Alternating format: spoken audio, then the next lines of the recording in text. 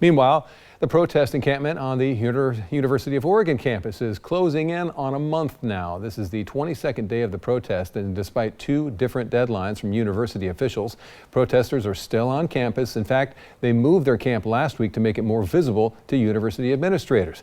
KEZI 9 News reporter Joey Vaca joins us now live outside the new location in front of Johnson Hall. And Joey, some protesters, I understand, are chained to the building still. That's right, Matt. So deadlines, nothing new here at the University of Oregon. But what has changed, those protesters changed the location of their camp, put it right in front of the admin building. And like you mentioned, protesters are chained in front of the building right now. They're actually holding a rally at this moment that they started at 3:30 to commemorate those protesters being in chains for 100 hours. That started back on Thursday afternoon. Now, protesters say they chained themselves to the building to take their fight straight to university administration while their demands still go unmet. The protesters say, quote, their strength and courage has been met with silence, and say that the university claims to care for its students but won't acknowledge its own students in chains. As I mentioned, they started this rally at 3:30 commemorating 100 hours that those protesters have spent in chains, but they're unchaining themselves today despite saying they don't want to unchain or back down. But the changing of the location isn't the only change. The protesters have renamed Johnson Hall. So I spoke with Salem Corey, who's the president of Students for Justice in Palestine, about the name change. Here's what she had to say.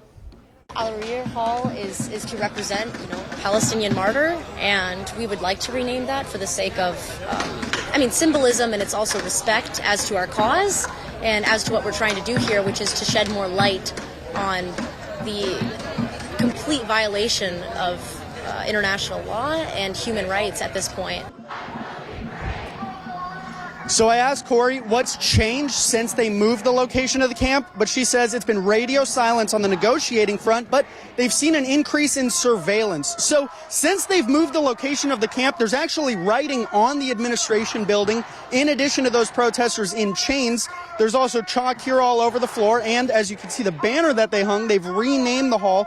They're also putting that sign on the placard that says the hall's name right here. So I asked Salem if they're starting to take these kinds of actions. It might still not be violent, but as they're causing this physical disruption, is it peaceful? And you'll hear what she has to say coming up on KEZI 9 News at 5. For now, reporting live in Eugene, Joey Vaca, KEZI 9 News. Matt, we'll send it back to you. All right, Joey, thank you.